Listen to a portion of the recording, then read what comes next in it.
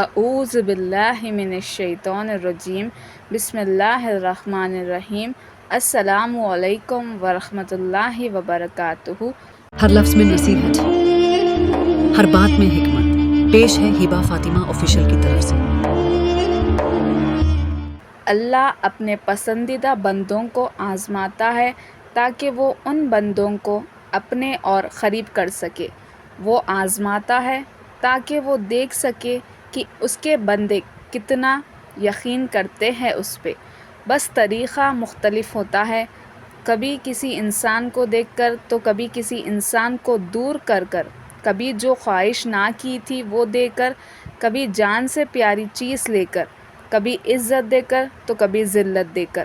بس ہمیں سمجھنے کی ضرورت ہے، جب ہم ان آزمائشوں میں کامیاب ہو جاتے ہیں نا تو اللہ بہت خوش ہوتا ہے، پھر وہ ہم سے لی ہوئی ہماری پیاری چیز لوٹا دیتا ہے، کچھ چیزوں کو بہتر سے بہترین کر کے نوازتا ہے، پھر ہمیں بھی اس کی ذات پر اور پختہ یقین ہو جاتا ہے۔ کسی نے پوچھا کہ کیسے پتہ چلے گا کہ ہم پر جو مصیبت آئی ہے وہ رب کی طرف سے ہم پر آزمائش ہے یا رب کی طرف سے سزا ہے؟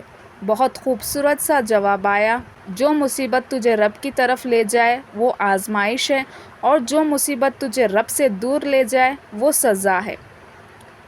ہم اکثر سوچتے ہیں کہ اللہ ہم پہ ایسے معجزات کیوں نہیں اتارتا جیسے اس نے اپنے نبیوں پر اتارے، لیکن ہم یہ نہیں سوچتے کہ کیا ہم ان کی طرح اللہ کو منانے کی جستجو کرتے ہیں؟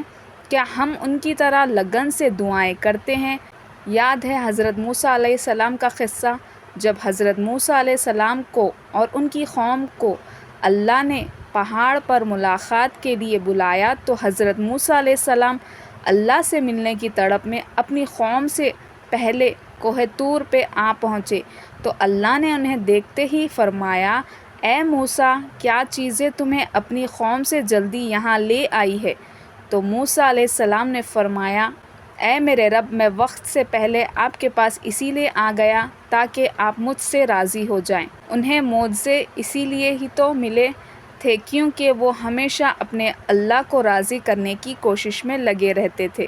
تو تم بھی موسیٰ علیہ السلام جیسی لگن پیدا کرو، اور جیسے ہی اذان کانوں تک پہنچے نماز پر کھڑے ہو جاؤ، پھر دیکھو کیسے اللہ تمہاری دعائیں قبول کرتا ہے اور تمہارے لیے غیب سے اپنی مدد بھیجتا ہے، جیسے اس نے موسیٰ علیہ السلام کے لیے بھیجی تھی۔ دعا کرو، پھر چاہے تم کتنے ہی بے بس کیوں نہ ہو، پھر چاہے سب ختم ہی کیوں نہ ہو گیا ہو، پھر چاہے تم زندگی سے کتنے ہی مایوس کیوں نہ ہو، پھر چاہے تمہیں حالات نے کتنا ہی کیوں نہ تھکا دیا ہو، کچھ بھی ہو جائے، تم کتنے ہی کمزور کیوں نہ پڑ جاؤ، بس ہمیشہ یہ یاد رکھنا کہ تمہارے پاس اب بھی نصیب بدلنے کا موقع ہے۔ یاد رکھنا کہ یہ گھٹنے جو دنیا کی مسافتوں سے تھک کر زمین سے جا لگے ہیں، انہیں تھوڑا سا اور جھکا کر تم اب بھی دنیا فتح کر سکتے ہو۔ کوئی کندھا ملے یا نہ ملے، لیکن سجدہ ہمیشہ تمہاری دسترس میں ہے، اور وہ رب ہمیشہ تمہیں سننے کے لیے تیار بیٹھا ہے۔ ہم سب ٹوٹتے ہیں، لیکن ہم میں سے بہادر وہی ہے، پھر سے اٹھ کر کھڑا ہو جاتا ہے۔ ہم سب ہمت ہار جاتے ہیں، لیکن اللہ کو وہی پیارے لگتے ہیں جو ہار کر بھی کوشش کرنا نہیں چھوڑتے، جو ٹوٹ کر بھی دعا کرنا نہیں چھوڑتے۔ اور یقین کرو، ایسے ٹوٹ کر دعا کرنے والوں کے لیے ایسے معجزے ہوتے ہیں جو ساری رکاوٹوں کو دور کر رکھ دیتے ہیں اور ہمیں اللہ کے کن سے جوڑ دیتے ہیں، زندگی بھر کے لیے، ہمیشہ کے لیے۔